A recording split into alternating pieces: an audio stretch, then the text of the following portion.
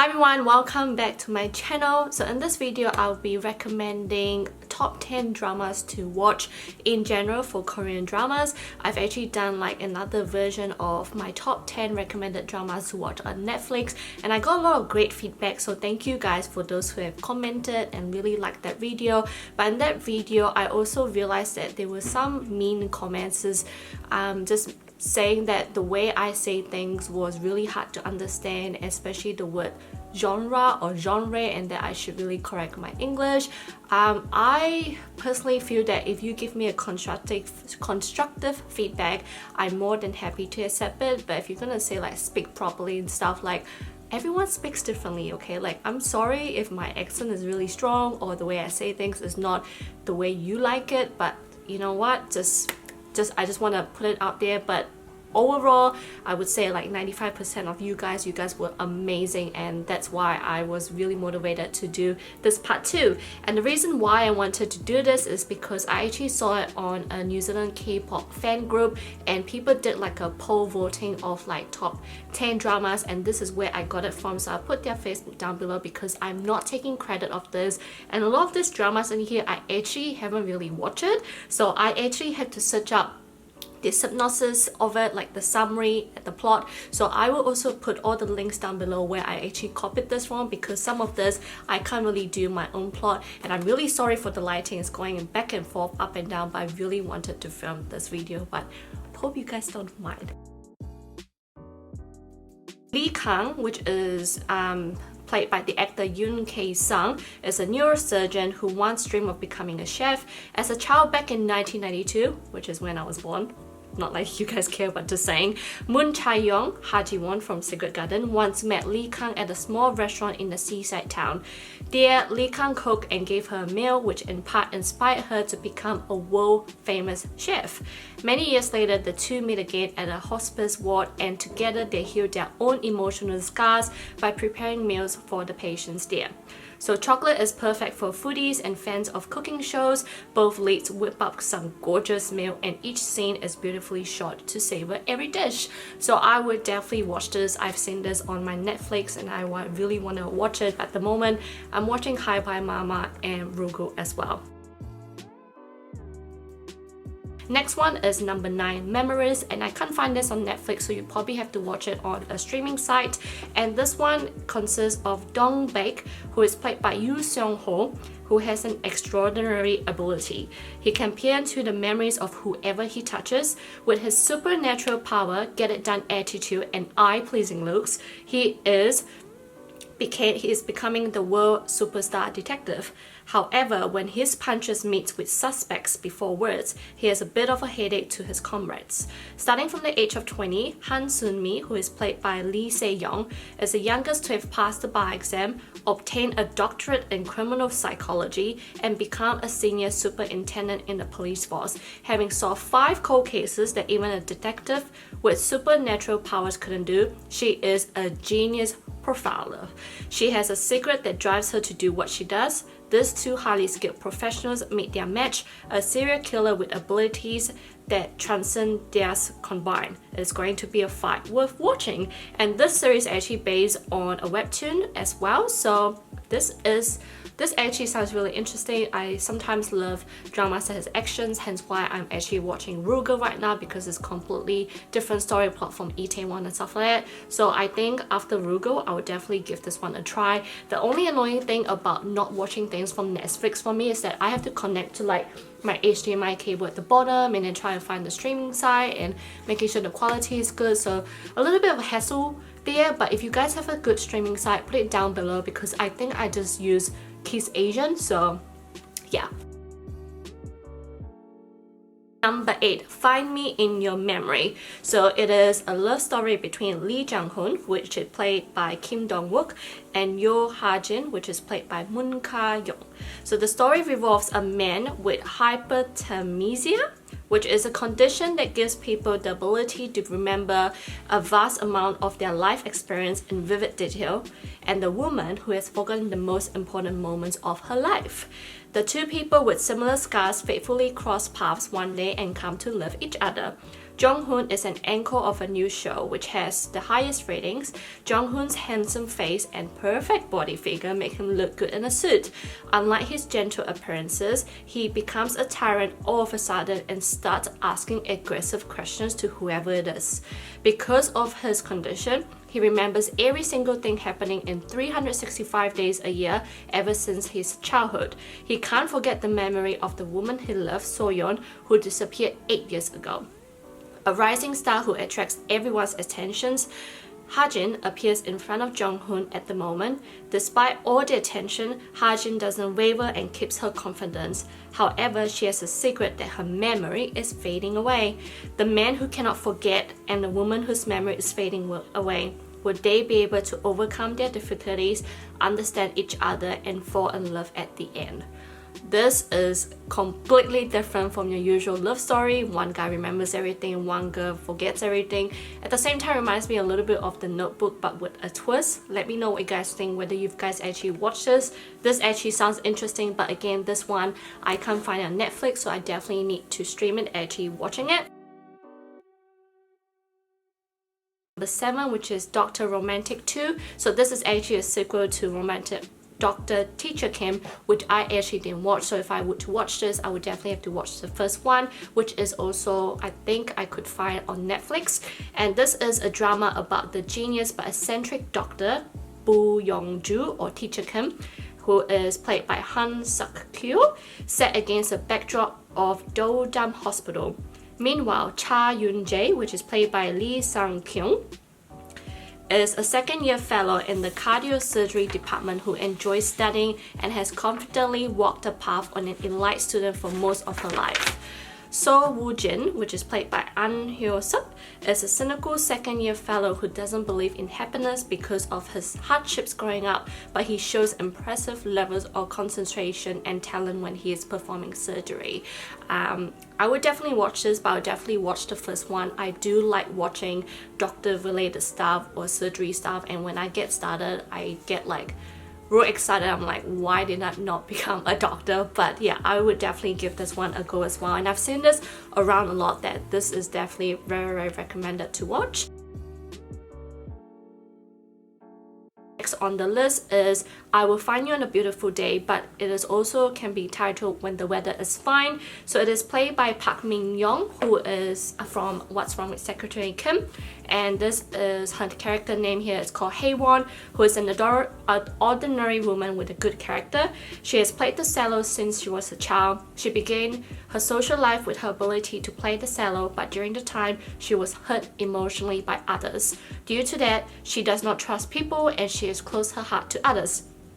And she becomes sick and tired of her life in Seoul and decided to move back to her hometown Bukyeon village.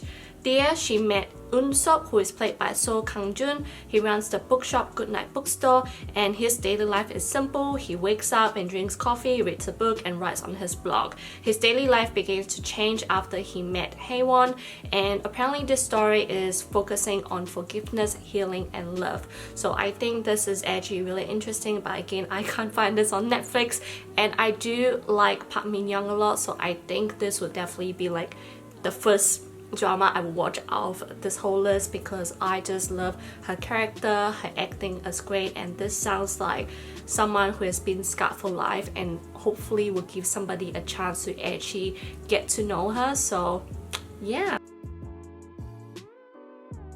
Next one is Hospital Playist, and apparently this is planned for 3 seasons. So this is actually the first season, and this one can be found on Netflix. And this one is a drama of 5 doctors who are longtime friends of 20 years who started their undergrad in 1999 in the same medical school, and now they are colleagues in the same hospital. This drama also deals with the story of a band formed by the group of doctors. Not really my cup of tea from, comparing to Dr. Romantic. This just sounds like background story of like 5 doctors. I don't know if I would have to pick between Hospital Playist or Dr. Romantic. I would definitely watch Dr. Romantic first. But if you guys have watched Hospital Playist, let me know down below and let me know what you think, because at the moment, yeah, and the ranking is actually quite high, so it must be really good.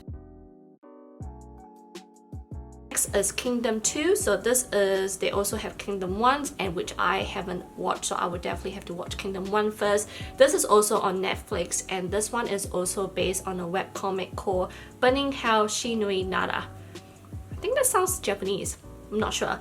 But anyway, this focuses on politics, power struggles, as well as zombies. So yeah, a little bit of mystical, I guess. So you gotta watch Kingdom 1 first, and after discovering that the sun was not the cause of the undead immobility, and instead it was the heat, waves of the undead became active due to the start of the winter season and threatened to reach the capital.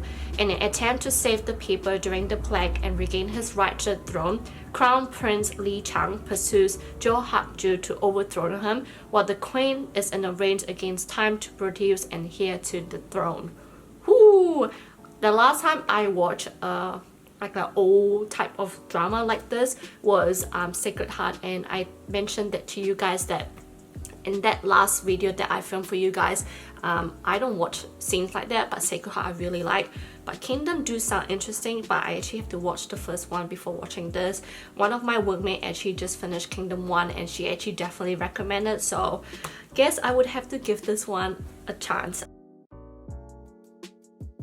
Next one is the one I'm currently watching, which is Hi by Mama, and this is the story of a mother, Cha Yuli, which is played by Kim Tae-hee, which by the way, I didn't realize that because I saw her and I was like, man, she looks familiar, but I've never watched her drama before.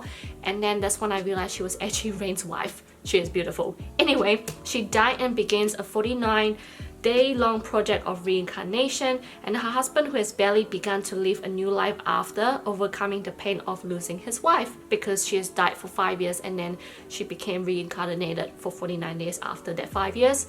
So Jo Kang-hwa, which is played by Lee Kyo-hong, works as a chest surgeon, and after losing his wife, he had been working as a single father until he got married again. While he seems like a caring person, he does not offer a hand nor intervene when needed.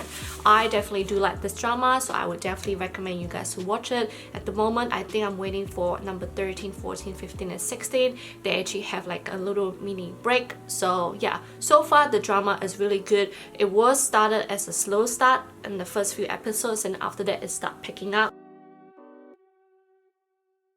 Second is obviously Crash Landing on You. I mean, how many times do I have to talk about this? I've already filmed a Get Ready With Me. I've mentioned it in my last drama, and now I'm mentioning this now. Obviously, it tells the story of two star-crossed lovers, a South Korean heiress and a North Korean elite who also happens to be an army officer. One day, while paragliding, Yoon Se-ri, which is played by Son Ye-jin, has an accident caused by strong winds, leading her to crash land in North Korea, where she meets Hyun-bin, which is played by Ri Jong-hyuk, so Captain Ri, who is a North Korean army officer who agrees to help her return to South Korea. Over that time, they found love despite the divide and dispute between their respective countries. I cannot tell you guys how many times I would recommend this. Like, this is a drama that could potentially be a reality, maybe for a North Korean to actually fall in love with a South Korean and the things they have to go through. I just honestly adore this two couple. They are just best for the characters that they have played, and not only do I like those characters, I do like all those minor characters as well as the other two couples. So I highly recommend this to you guys. Last but not least would be ITAEWON class, and I mean, so that's all I can say. It would just leave you speechless. This is also is from a webtoon as well. This is the story of Park Se-do-yi, which is played by Park Seo-joon, who is also previously from What's Wrong with Secretary Kim. And he is compromising in the face of injustice as he goes up against the food industry conglomerate in ITAEWON. Meanwhile, Jo Si-yo, which is played by Kim Da-mi, is a highly intelligent sociopath with the face of an angel but a completely different personality. Finally, Oh Soo-ah, which is played by Nara, is an honest and confident woman who was Park Se-ri's first love and is now an employee of a viral company. So this drama is basically like a love triangle, but at the same time it doesn't really focus a lot on this love triangle. It focuses a lot on like racism and people who are being judgmental to transgender, a lot of political issues as well. And I just love this drama because it talks about if you want to have this goal, you can actually achieve it, but obviously there are some hardships to go through it. You have to be patient, you have to be persistent in what you're trying to aim for. I just love this because it really motivates you personally to actually do what you want in life as well, and I just love it. I love all the characters, I love it. The only thing is not so happy with the ending because I just wanted a little bit more over there, but overall in general this is such an amazing drama. So I hope you guys enjoy my top 10. It's not really my recommended, it's more like what I've seen that they recommend me to watch, and I wanted to share it to you guys and tell me whether you agree or don't agree, whether this will be the top 10 2020, because I would love to hear your suggestion as well. Comment down below what you are watching, what you've been loving this year, and what you have been what you are waiting for. I'm obviously waiting for Eternal Kingdom, which is played by Minho. One more week, I cannot wait, and I'm thinking of doing like a episode 1 and 2 review video for you guys first before I actually wait for the whole drama to finish to do my get ready with me. Let me know if you guys want that, because oh my god, this is gonna like crash Netflix, okay? Like that drama, I just know it's gonna crash, even though it's not, you know, if oh my god, I'm speechless speaking about it. If it not, and oh my god, what am I gonna say?